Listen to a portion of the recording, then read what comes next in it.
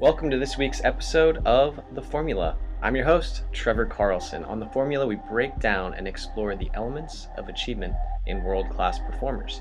This week's guest is Colin Wright from exilelifestyle.com. Colin has spent 8 years traveling full-time around the world.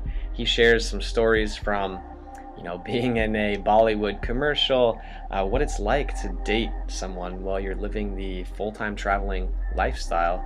Colin really goes deep on a lot of different subjects, why you should be doing what you love, how to really get into the flow of writing, why you should only start projects if you know you are going to finish them, and much, much more. Colin's definitely one of the more interesting people I've had a conversation with, and I really look forward to sharing it with you.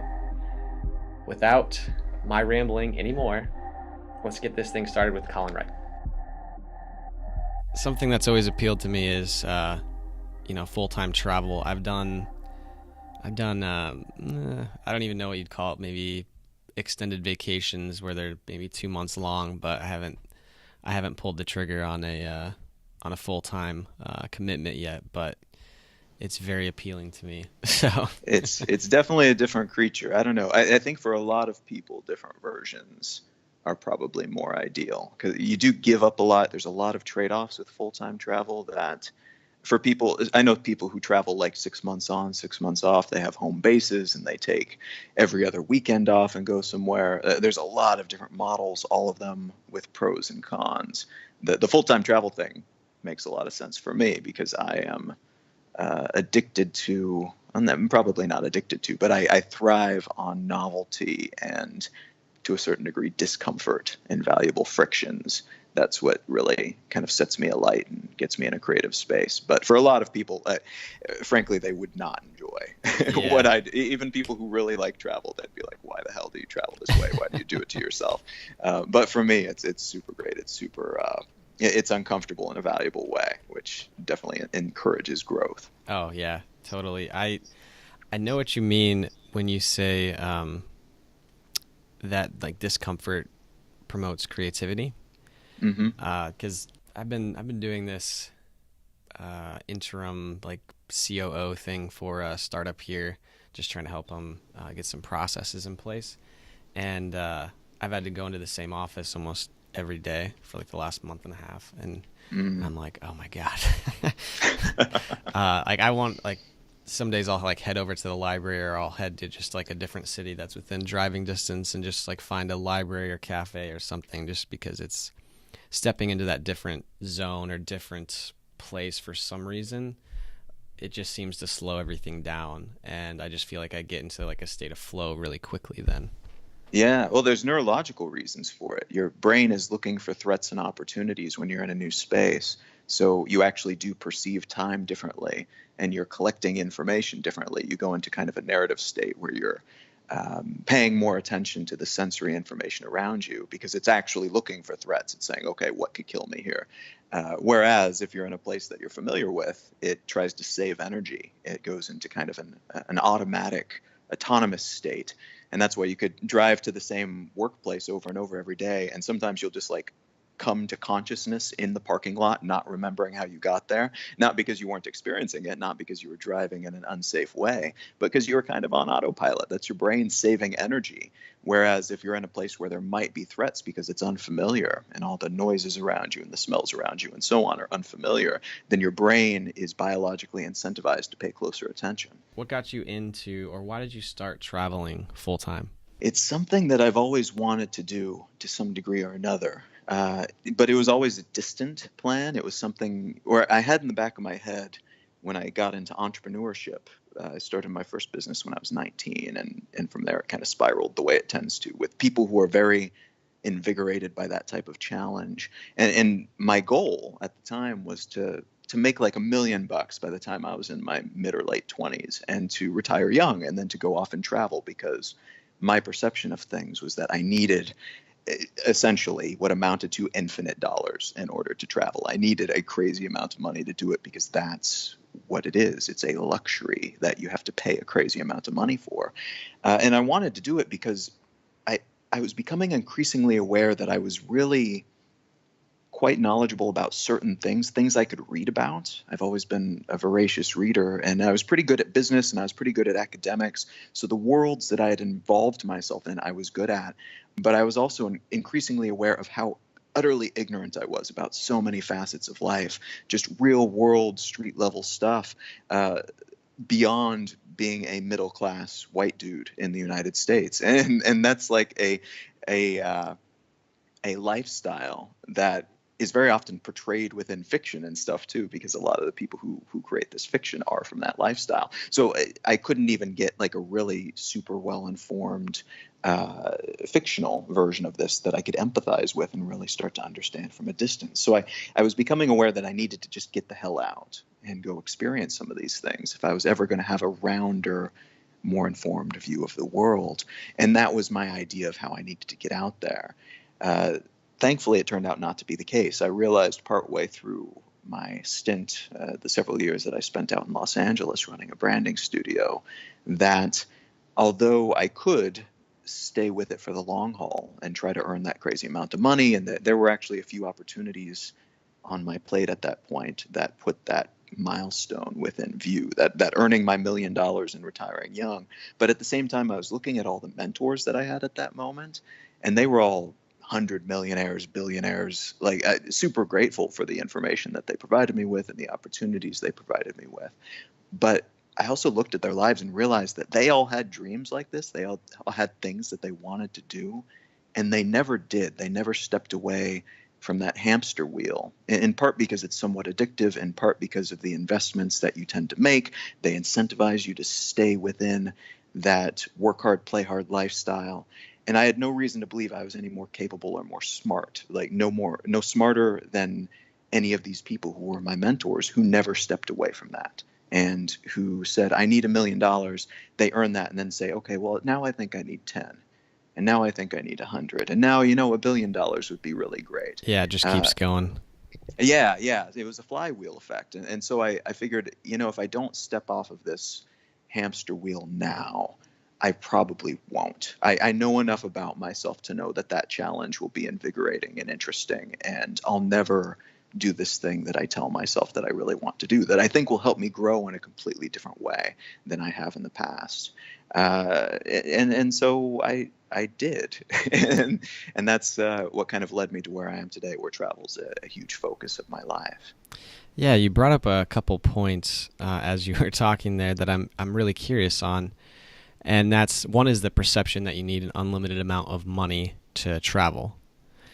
If someone was, getting started today traveling, what do you think it would take for them to, I mean, your story is probably a little bit different than someone that's just getting started, but how would they go through that process of figuring out how much money they needed to get started traveling?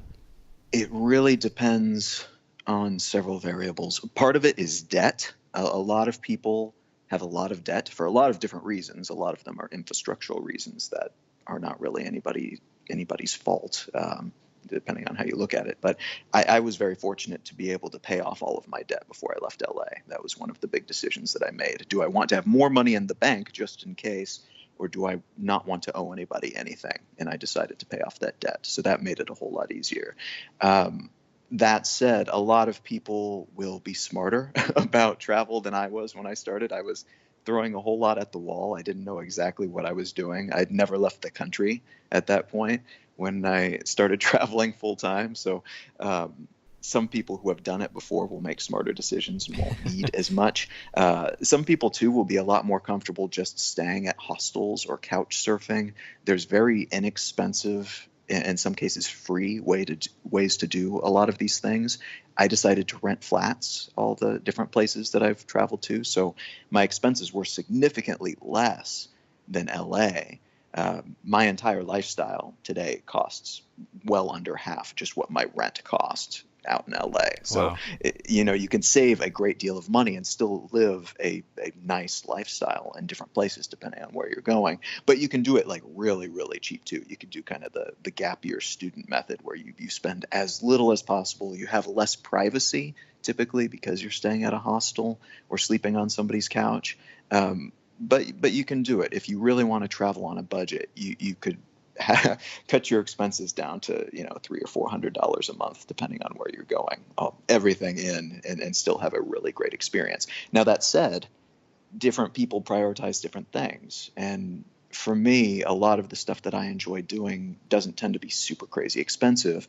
But if your priority in life, if the thing that makes you happier than anything else is racing yachts, your expenses will be higher than my expenses, because yacht racing is not something that's on my radar. It's not very important to me. But if that is something that's super important to you, that is worth considering.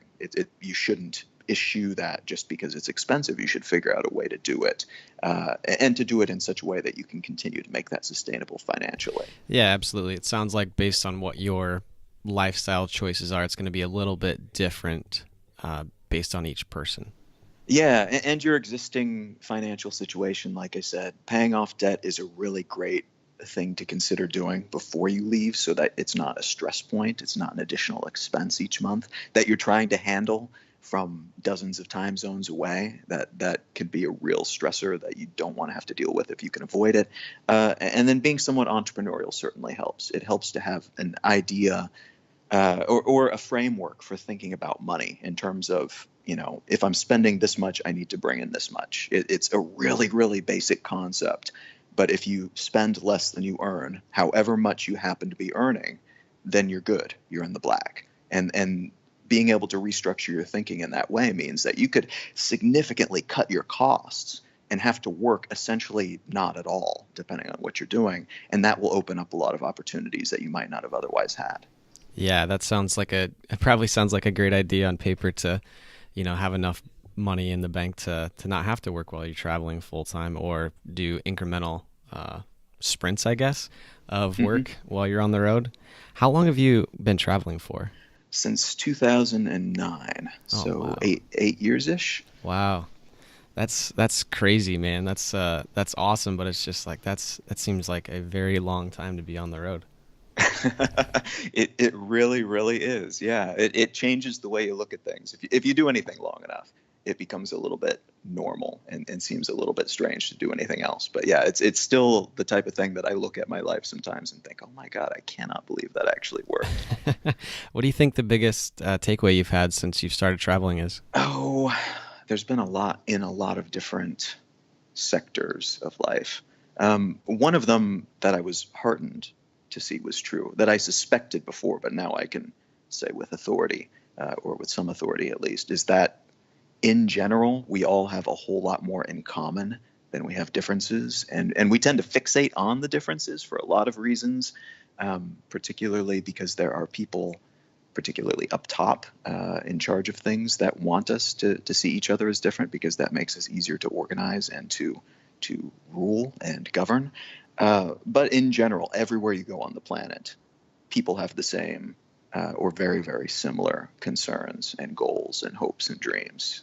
The specifics will be different, but in general, you can go just about anywhere on the planet and find a whole lot of shared priorities. Yeah, that makes a lot of sense, because it's, you meet people all the time, and I'm sure a lot of them just, want to take care of their families or have aspirations or goals just like everyone else. But that's got to be pretty eye-opening to see that as you're traveling around, though. Yeah, well, and to see all the different iterations and manifestations of it, too, because it does look different depending on if you're in a place like Reykjavik or, a place like the Congo. It's going to look substantially different. But at the same time, it's the same general principle, just manifesting in different ways based on the local traditions and the local economic circumstances and so on. You mean everywhere that you go, they're not trying to get the newest pair of Jordans, or get their Facebook page up to 1 million likes or anything like that? Not necessarily, but the local version of that, like in some places, the local version of 1 million likes on Facebook is like being really popular within the village. So there are similarities, and if you can learn to scale and rescale things based on where you are, then you generally have a pretty good idea of what's going to be important. Yeah. Do you see yourself stopping traveling anytime soon? Probably not stopping. I've been iterating. I've been changing up the the diagram that I use, the plan that I use for things. I typically, for most of the last 8 years, I've been doing 4 months in a country before I move on, and my readers then vote on my next country, and I choose the city. About a year ago, I decided to change that up a little bit and try something new, in part because I hadn't stayed anywhere longer than 4 or 5 months for something like 6 or 7 years at that point. And it terrified me. The idea of having to buy furniture terrified me because I've been living for the majority of what I consider to be my adult life. I left when I was 24. I'm 32 now. So for 24 until 30, essentially, I hadn't bought furniture. I'd lived in furnished apartments and reshaped myself based on local circumstances rather than having any hard set priorities or preferences. And the idea of having to buy a desk for myself or having to own a car was just this ridiculous fear that I had because it seemed like such a tether and like a really deep root system that I didn't want. And at the same time, I was looking at what was happening in the US, and there's a lot of facets of what's happening in the US that I don't understand right now. And I mean that politically, I mean that infrastructurally, I mean that like just in terms of pop culture. People will tell me about this new singer, and I have no idea what they're talking about. So I decided to come back to the US and do a year apiece in a couple different places that I hadn't lived before. And the first place that I chose was Wichita, Kansas, because it was like one of the most exotic places I could think to go based on my past experiences.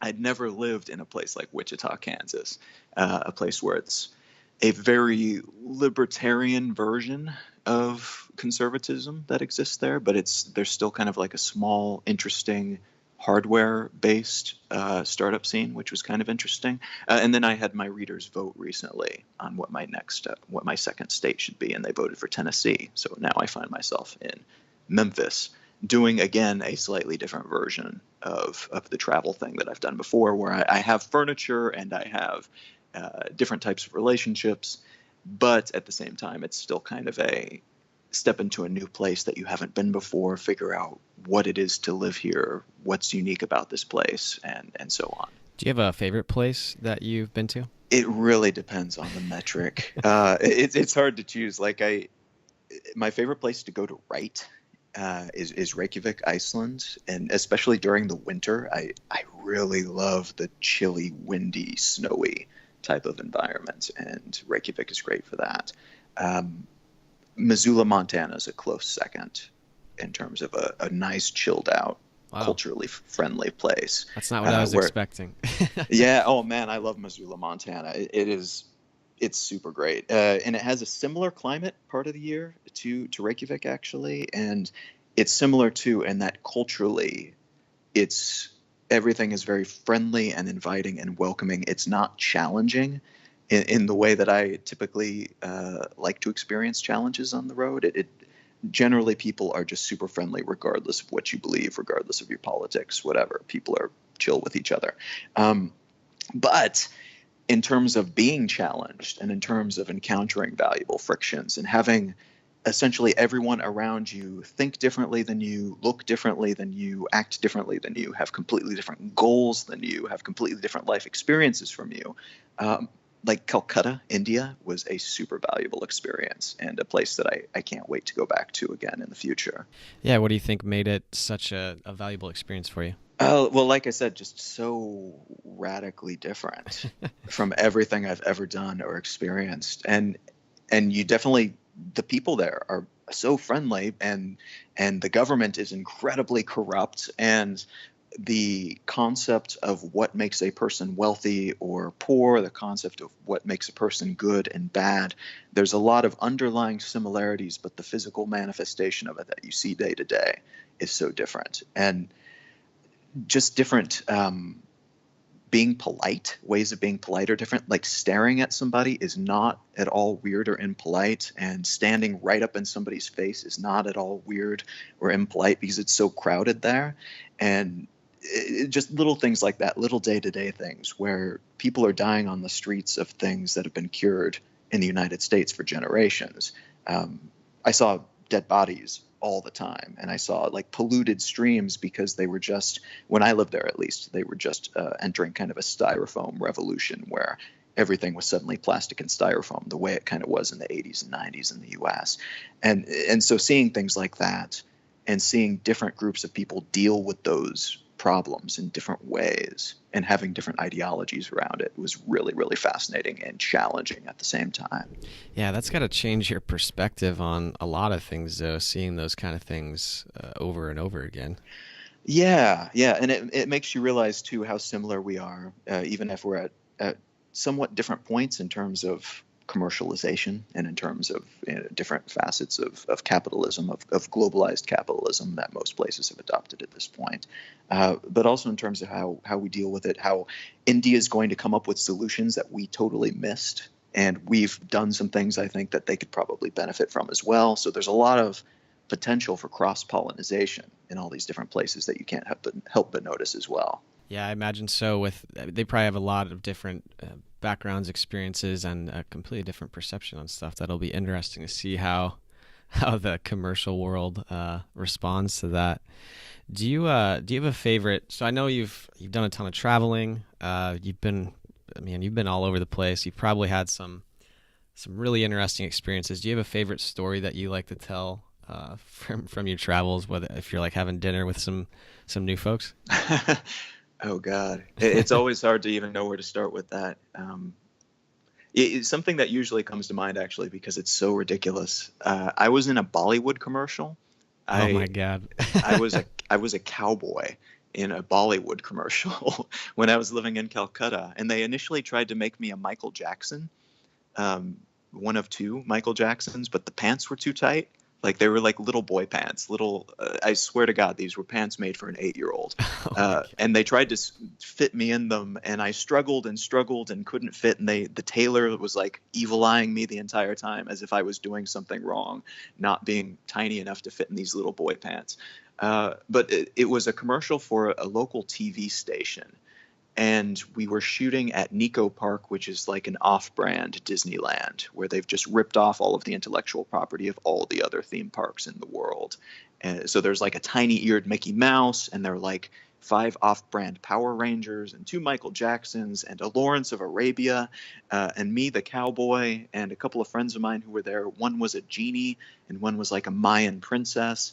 And they put us all together and had us dance these Bollywood dance moves in front of a giant fire-breathing flower. And just everything about it was so ridiculous and over the top. And like 17 hours later, shooting deep into the night, because it was, I think it was like monsoon season too. So we had periodic torrential downpours that we had to go seek cover for like, 10 or 20 minutes. And then we'd go back out and shoot some more. And everything about it was so strange, and they paid us like $40 to go out and do this, but the experience itself was so surreal that it's almost like taking something, some hallucinogenic, and then afterwards you're questioning whether or not it actually happened. But then periodically you see little photo evidence pieces from it throughout the internet. So yeah, so that experience stands out to me as something truly bizarre and interesting and fun, and something that probably wouldn't have happened if I was in the U.S. Right. It sounds absurd, but it's got to be an interesting experience, man. I can't even imagine. I was imagining you dancing around and God, all those people in front of a fire-breathing flower. and now I know that, if I ever need to, I can dress up as a cowboy and dance crazy dance moves and get away with it. That's a second career track in case I ever want to take it. Right. Just in case you want to make a living as a commercial actor, you can always fall back onto that. It is nice to have options. Right. So if somebody approached you, which I'm sure they do all the time, and asked you what are the first couple steps to get started traveling full time, what would you tell them? The first thing that most people overlook, that they completely bypass, in fact, for a lot of different life choices, but for this in particular, I would say, is to take a step back from everyday life. Take a step back from what you're doing, from what you're thinking about, from what your goals are, and just look at the big picture for a moment. Like really set aside some time to do nothing but look at that big picture. and truly allow yourself to consider it for the first time. Like, am I actually doing what I want to do? Is that thing that I think I want to do what I want to do? Or is it like a sexy thing I've seen on Instagram? Is it like a cool thing that sounds great on paper? And I perceive myself as the type of person who would do that and be happy doing that. But would I really? Like, it's something that I remember from my LA days, is that a lot of people perceived themselves as living these actor lifestyles and going out and partying all the time and being wealthy, but kind of like blowing it all on booze and fancy outfits. But in reality, like, if they're really being honest with themselves, they kind of just wanted to stay inside and read and, learn to cook and indulge in creative activities. That other part of the lifestyle was something that they were sold on by a lot of marketing dollars from a lot of different brands that were telling them that this is what they're supposed to do. But in reality, their ideals and priorities were elsewhere. So taking the time to figure that out, whether the goals that you have, the vision of what could be, if that's your goal or if it's something that's been sold to you. And there's a lot of different actors out there, not actors, not in terms of acting, but people participating in that side of things, of trying to convince you of things, that are very, very good at their jobs. And there's no shame in stepping back from a goal that you think you have and instead reverting to something that is actually more aligned with your philosophy and priorities and ideals. So take the time to do that, because it'll save you a whole lot of time and effort and money that you might otherwise spend running full throttle at a finish line, only to get there and to realize that you were on the wrong racetrack the entire time. Having done that, having actually figured out what you actually want to do, and if you do actually then want to travel or to make some other major life shift in that direction, take a look at the boring numbers. Allow yourself to take the time to figure out what your expenses will be, where your income is coming from. I can't tell you how many people I've met on the road who left everything. They quit their job as like a lawyer or something and said, yeah, I'm going to go off and do this thing. I'm going to finally fulfill my dream of training horses in Argentina or something. And that's great if that's your dream. But if you haven't figured out the financials of that yet, a lot of those people that I met had to go home after 3 or 4 months because they ran out of money, and they had to take a job that was worse than the one that they initially left because they cut a whole lot of ties. They broke away from that thing they were doing before. And ideally, like, there's nothing wrong with changing course if you figure out that this thing that you wanted to do is not for you. But if you have to change course because you ran out of money, because you can't sustain it, that sucks. And you don't want to find yourself in that situation if you can avoid it. Yeah, absolutely. That would be the worst, where you're like, man, I'm really enjoying this, but now I didn't plan, so I have to turn around and go back. And it's so unfortunately common. And there's a lot of unknowns when you do something like this. Like, you can't know how much you're going to be spending specifically each month, but you can try to stick to a budget and you can figure out different ways to earn income. And it's not fun to do that. And you definitely won't want to do it once you get out there, because there's be so much novelty and so many new people to meet and so many new foods to try and so much that you want to be doing and involving yourself with. And it's an even bigger bummer to have to step away from all of that wonderful new information and those new experiences to have to deal with that. So the more you can get done ahead of time, the better off you'll be. Yeah, I think that makes sense. And I'm gonna paraphrase a tiny bit on what you said earlier about the, are you being sold a lifestyle, or are you doing something because you really want to do it? Do you think part of that is, or a part of that could be, people want to maybe escape from something that they're doing right now, and travel just seems like a good way to do it? Yeah. And travel is like a more literal type of escape than a lot of other escapes that you might engage in. So yeah, I think it's the difference between running from something and running towards something.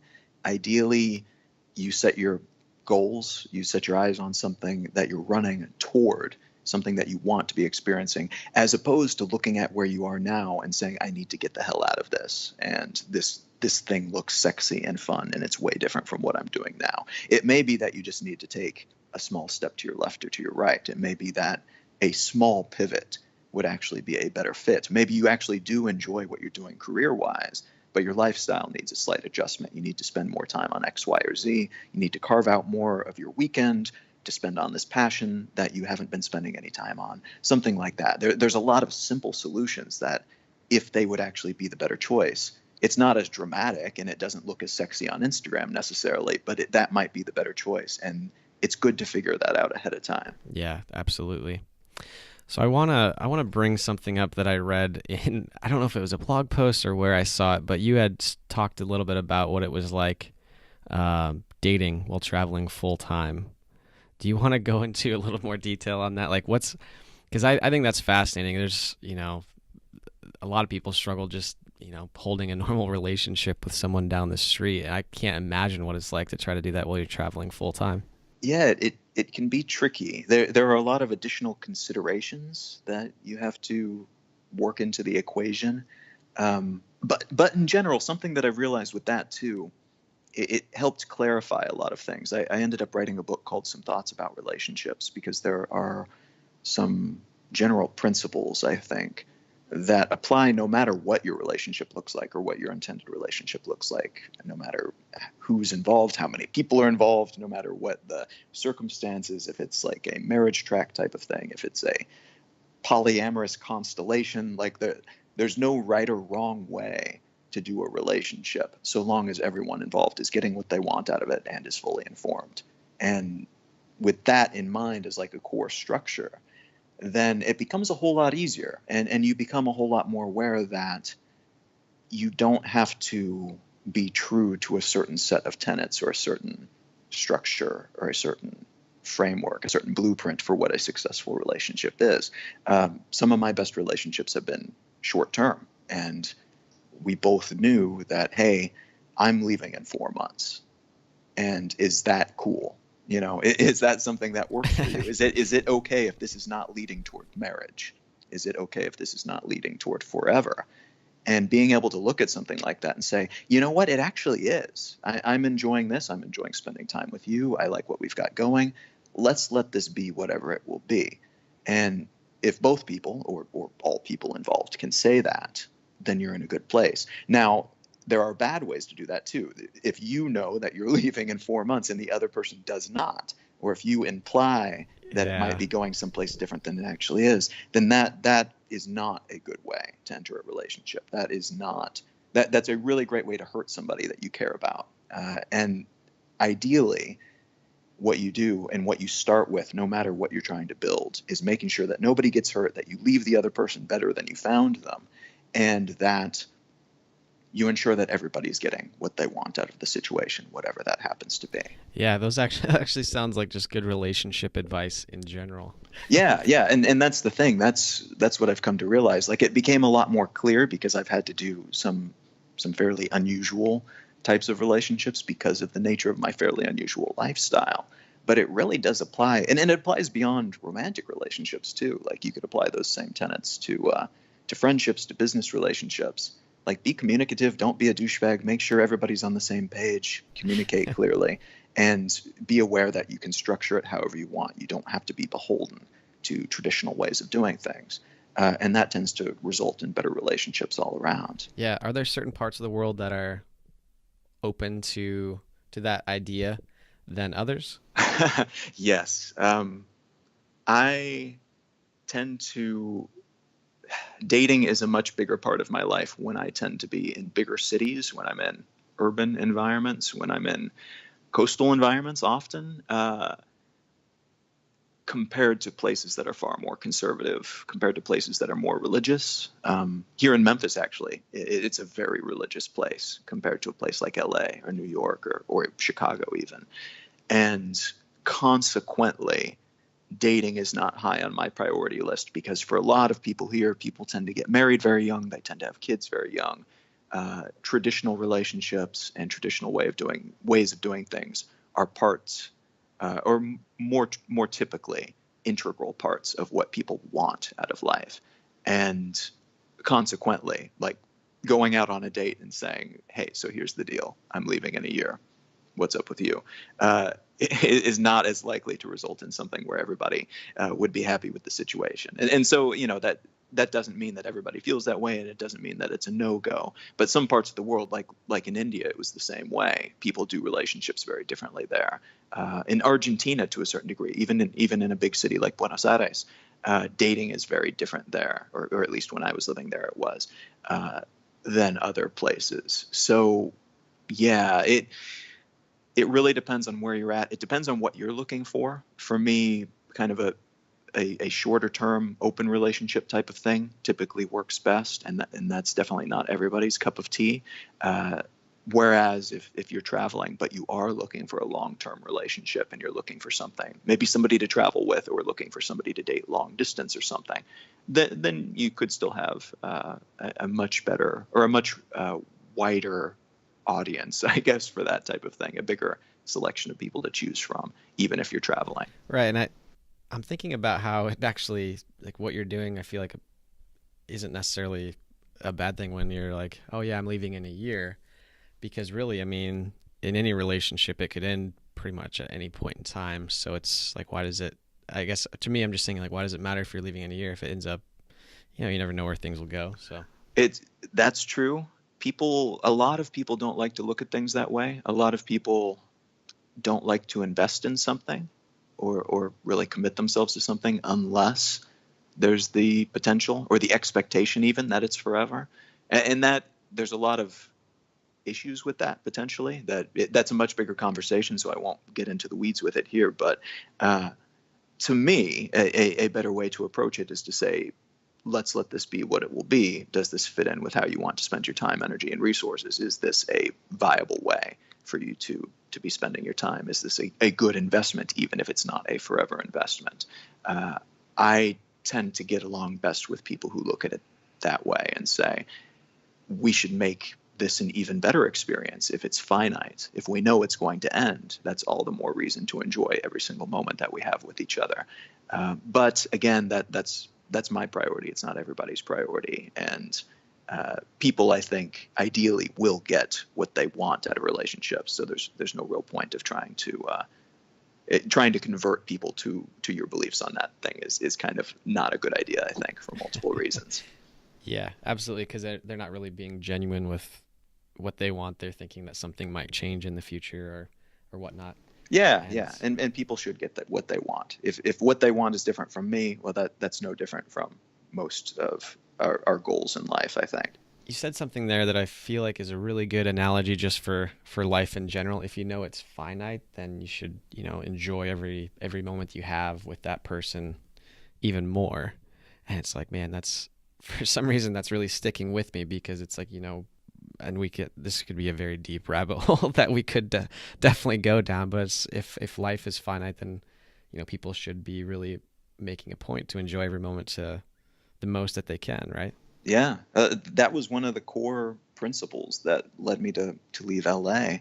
I realized that, I could always make more money. I knew I could do that. I knew, worst case scenario, if everything went sideways and this proved to be an unfruitful adventure, I could go back and I could start over and I could do it again. But I could never get my 20s back. I could never get my 30s back. And looking forward into the future, if I continued to spend my time doing things that I didn't want to do, or at least things that I didn't want to do as much as this other thing that I wanted to do, that was time I could never get back. No matter how much money I made, I could not buy more time. And to me, consequently, that seemed like the more important resource to try to save, to try to earn back more of my time so that I could spend it on whatever I wanted, as opposed to earning a bunch of money that could not buy me that time. Yeah, I think that's a great life lesson, man. A lot of people focus on, myself included, there's been periods of time where, you focus on like, oh, I need to make more money or do this and that. And then the next thing you know, it's like a year or two later and you're like, oh, well, I have a little bit more money, but I actually don't really know what happened over the last couple of years. Yeah.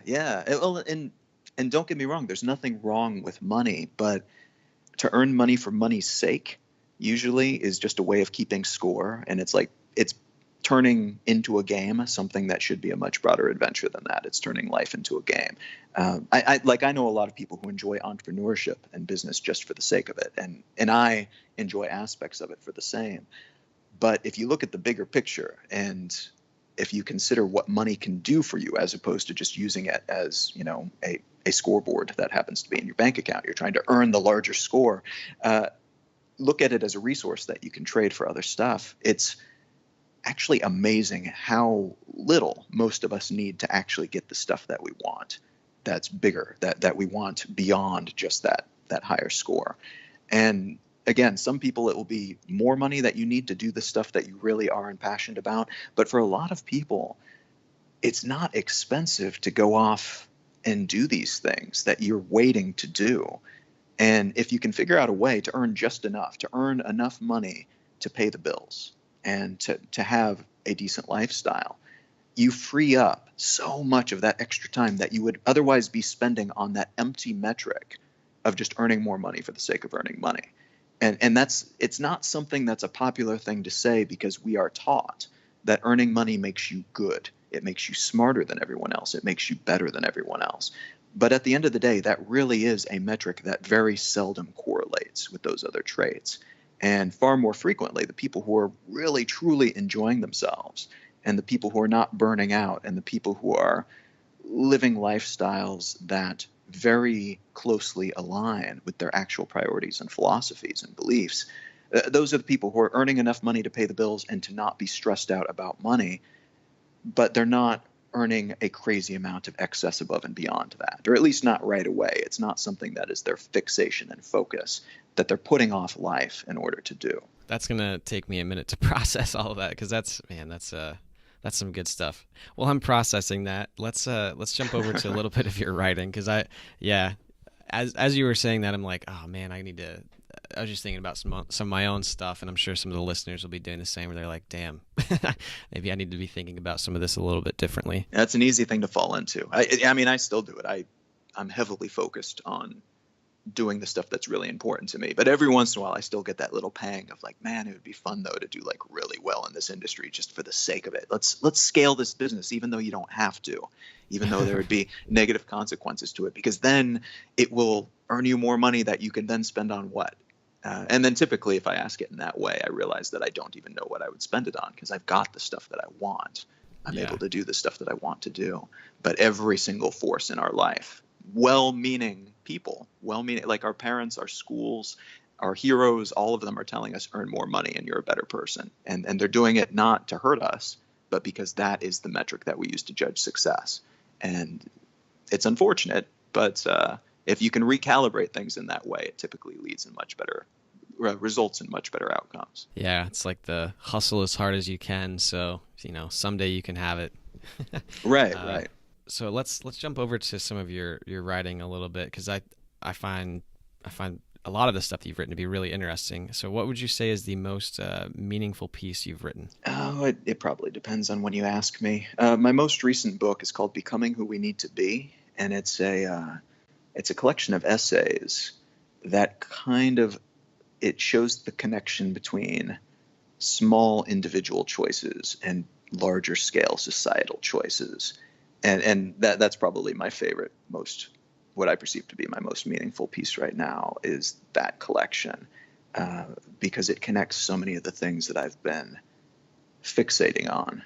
The ability for us to, kind of like what we've been talking about, to look inward and to act with intention, to understand yourself well enough that you're then able to align your actions with your beliefs in a really substantial, meaningful way, and how that scales up, so that then we as societies, as communities of any size, begin to make better decisions and prepare ourselves for the challenges that we're facing today and that we will face in the future. Yeah, I'm about a third of the way through that book, and I'm really enjoying it so far. It's really, really interesting. I'll save some more of my comments until I'm finished, but I'm enjoying it definitely so far. Oh, thanks very much. I'm glad to hear that. Yeah, no problem.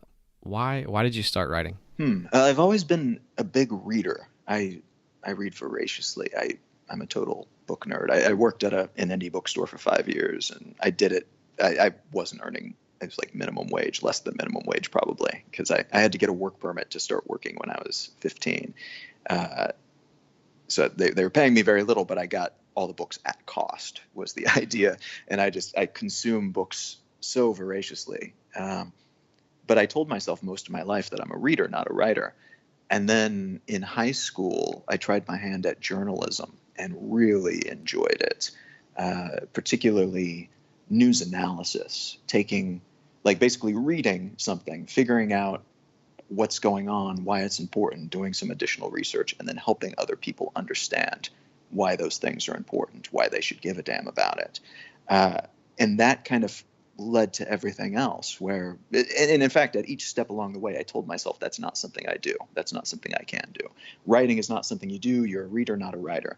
Writing long form nonfiction is not something that you do. That's something that you read. You can't possibly do that. And then I try it and I enjoy it. And writing fiction is not something that you do. You are a reader of fiction. You are not a writer of fiction. So each step of the way, I had to kind of overcome that initial hurdle of doubt and telling myself that I couldn't do it, that I am an appreciator of these things, not a doer of these things.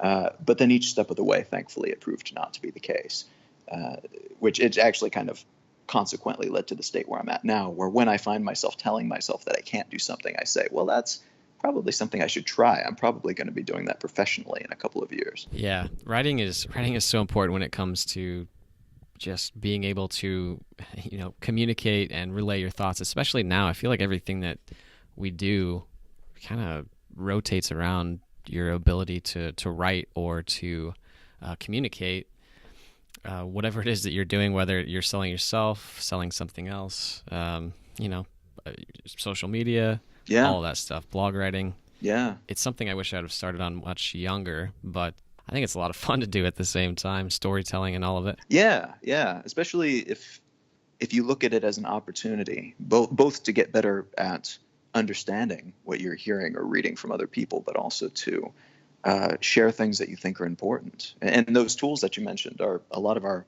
most important modern inventions are things that amplify our ability to communicate clearly or more widely or more effectively or in different ways. So, social media, smartphones, like a lot of the stuff that we have, a lot of these methods of communication are amplifying what's already there. So if you can become better at it, then all of these tools become more useful, and they tend to amplify then more valuable information as opposed to more noise, because unfortunately they amplify the non-valuable stuff as well, which we're seeing a lot of repercussions from that. Oh, totally. Maybe just a couple. Yeah. What's your creative process, or your writing process like?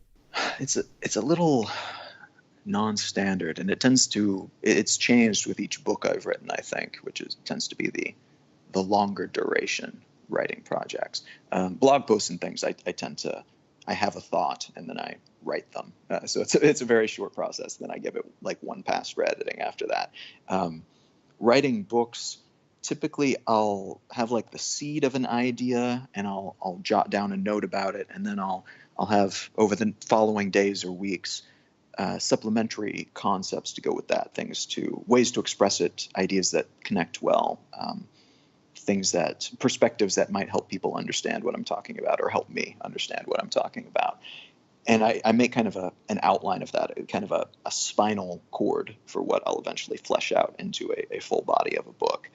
And once I've got that all outlined and I've got some notes jotted down for each kind of chapter and sub-chapter, then I'll usually sit down and just over the course of a week or however long it takes, just 8 to 16 hours a day, just sit down and knock it out till it's done. I'm really bad at letting unfinished projects just sit there. So I know I won't be able to think about anything else clearly, and I'll be totally horrible in social situations until I can finish that book once I get it started. So I don't let myself start actually doing the writing until I know I have enough of a runway in order to actually finish it. Yeah, I think that's a really good trait. A lot of people, well, myself included, occasionally, I like to get started on a lot of things, but, for me, only the really important ones are the ones that actually get done. I get started on a few, and then a little ways in, I kind of decide that maybe it was more of a good idea in my head or as a pipe dream than actually like finishing it. But I think that's an awesome trait. How did you develop that? I think I came to associate at some point completing things, whatever it happens to be, because this is definitely something that spans all of my habits and projects. Completing things I came to associate with just a really pleasant victory type experience.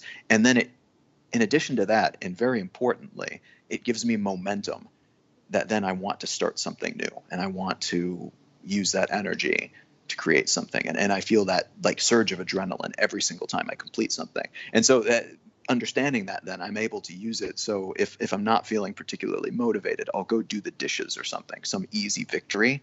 And then I feel a surge of completion and a momentum, like, okay, now what else can I kick ass at? And so I'll do the dishes and then go, write a blog post and then use that to finish up some other project I need to do. So somehow tethering completing things, getting something out the door and off my plate with victory and success and psychological reward, somewhere along the lines that came to be. I'm not sure exactly where, probably back at the beginning of my entrepreneurial days, but making that connection and allowing yourself to really feel it when it happens, that seems to keep that percolating. Yeah, sounds almost like the concept of stacking wins, right? Yeah, exactly. That's a good way of putting it. Yeah. So you recently started a podcast as well. So man, you just have like a laundry list of stuff that you're doing all the time, it seems like. So it's from the outside looking in, it just seems like you get an immense amount of stuff done. I realize it's all taken place probably over the course of 8 years, but still. Yeah, that's absolutely true. And then again, I have essentially 24 hours a day, 7 days a week to spend on whatever I like. So if you use your time well, and if you're doing things you really enjoy, every single thing that I'm doing for a living right now that I earn my income from are things that I would be doing even if I wasn't making a cent from them. So the books, the podcast, the blog, the speaking engagements, these are all things that I would definitely be doing even if it was just for kicks. So that combined with having all of my time to spend on these things, it really, really helps you produce a lot of stuff. It helps you scrap a lot of things too. It helps you do a lot of things that end up not being good ideas and that end up being just fun, as opposed to things that actually make it out the door for other people to make use of. But yeah, it's a combination of things, that and, as you mentioned, doing them over the course of 8 years certainly helps. Yeah, absolutely. Hopefully, I'm hoping that I can take a few things away from this and increase my own productivity level, you might say, from some of your habits or behaviors that you've picked up over the years. Yeah, well, it helps if you're doing stuff you love, man. So if it helps, it definitely is a good trait to be able to do things that you do not enjoy, to be able to just muscle your way through it and just grit your teeth and say, I'm going to finish this, and to do it. That's something I learned very early, because that's also a skill that then applies at the difficult parts of the things that you do love. Because writing, for example, sometimes it is a joy, but there are aspects of writing, particularly for me, editing, the editing process where you have to work through the book that you just wrote like 7 or 8 times to rework it and fix all the stupid flubs that you make.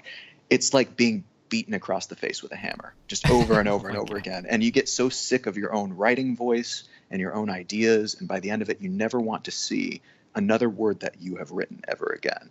And the same is true with podcasting, where by the time I'm done editing and producing the thing, I'm just so sick of my own voice. I cannot stand my own voice. But being able to muscle your way through that is super important, as above and beyond just being able to fill your life with things that you enjoy doing without having to break a sweat. Yeah.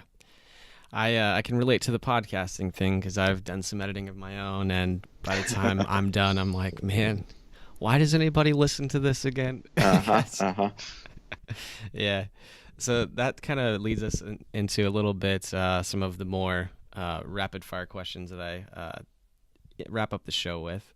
What does your daily routine look like? There's no consistent one. And that's been necessitated because of all the travel, where I don't know what infrastructure I'll have. And in some places I go, there's like the call to morning prayer at 5 a.m. every morning. And so that tends to wake me up. In other places like Iceland, people don't wake up until 10. So my schedule is very flexible.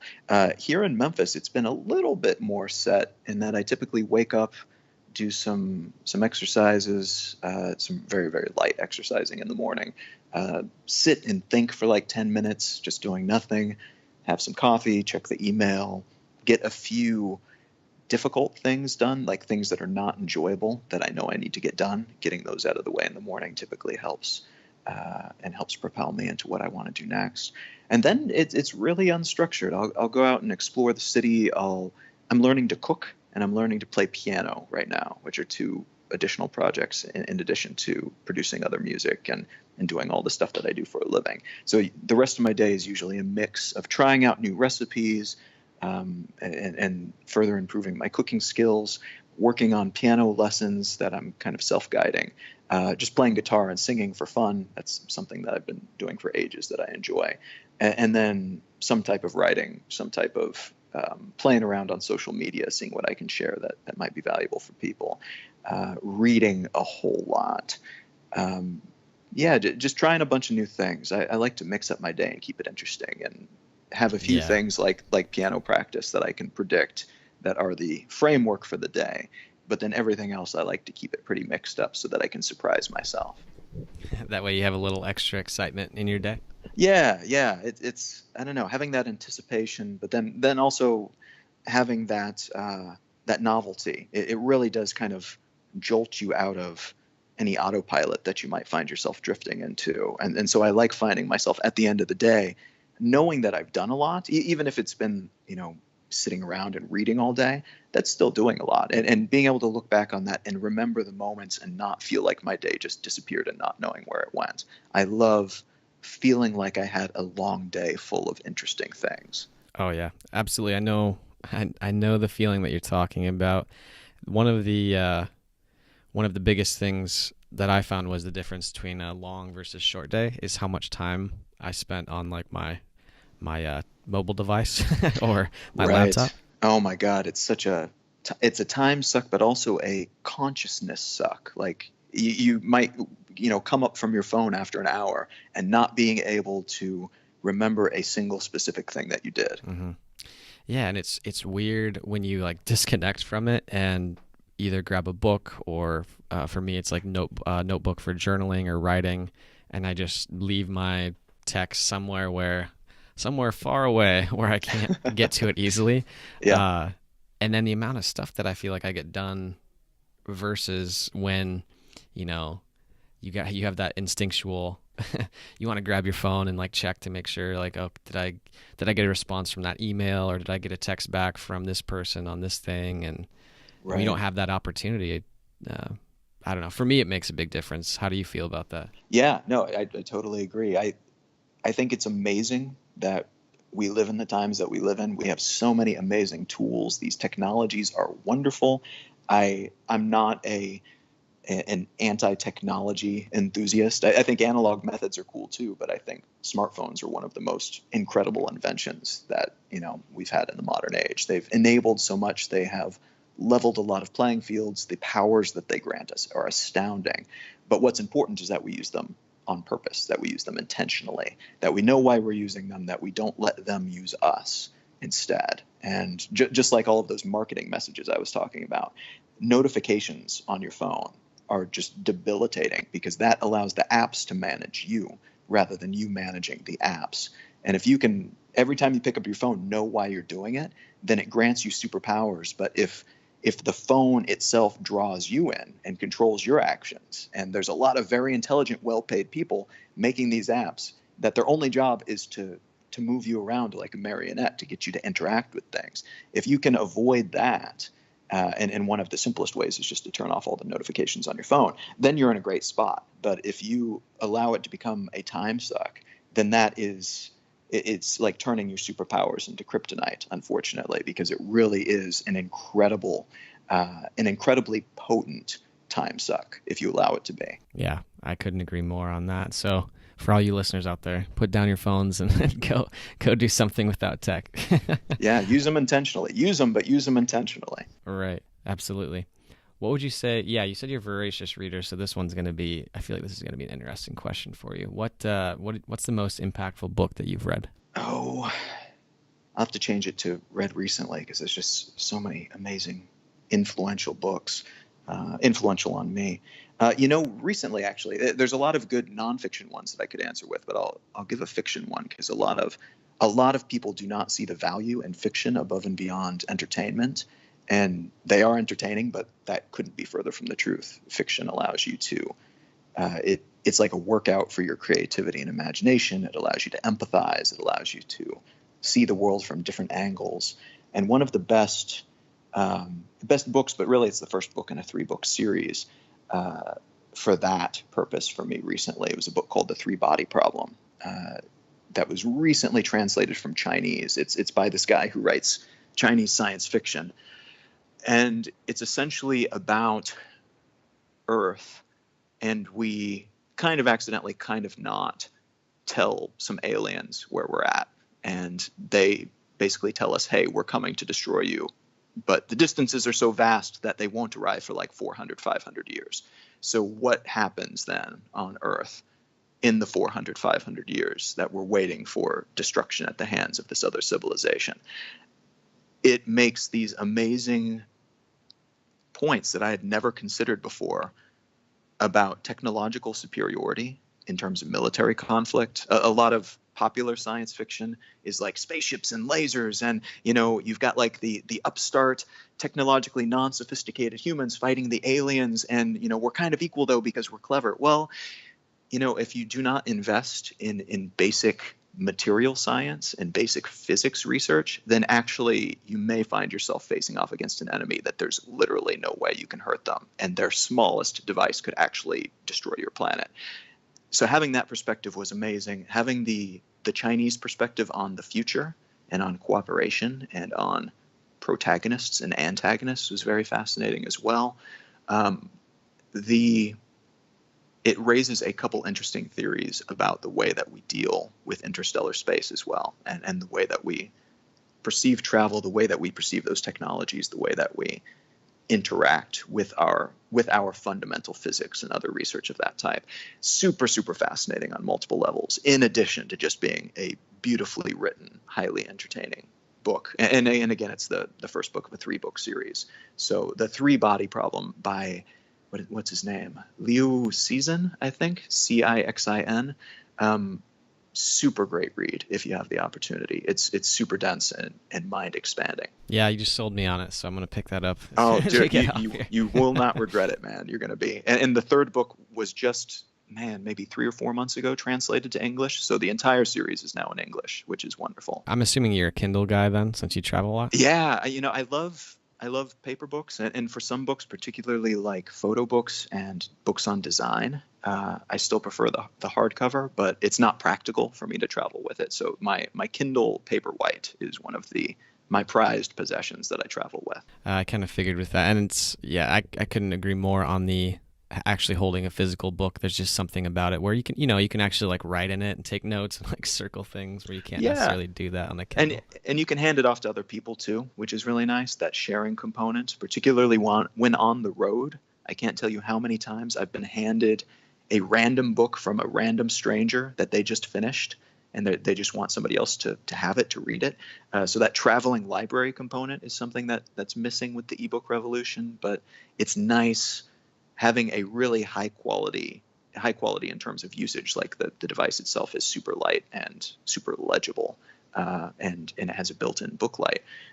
Super great for that purpose, and super great because you can carry just hundreds of books on it and not have to worry about it. Yeah. Man, I feel like we could talk for hours about a lot of this stuff. I want to be respectful of your time, though. So, I want to say thank you for taking the time to, sit in on this interview with me today, and I really appreciate it, man. I've got a lot of takeaways, and I hope that everybody tuning in also learns a couple things, or maybe they get inspired to maybe take another trip or spend more time doing what they love. It's my pleasure. Thanks for having me. Great talking to you. Yeah, no problem. Do you have anything that you'd like to leave the audience with? Maybe a shameless plug or something that you're going to be working on and releasing here shortly? Well, the podcast is called Let's Know Things. If you're interested in taking in my weekly news analysis, usually like an hour or so per episode podcast, My blog is exilelifestyle.com. My author site is Colin.io, where you can just Google Colin Wright and a bunch of stuff will pop up, probably way more than you want to know. And then I just encourage people to remember that, you do have just this one life. You have a very finite number of days, hours, seconds to spend. And every day, hour, or second that you spend on stuff that is not aligned with your beliefs, that is not what you want to be doing, is a day, hour, or second that you'll never get back. And whatever that happens to mean for you, act accordingly. You use that knowledge however you will to move you or not in the direction of something that might be better aligned with what you'd like to be doing.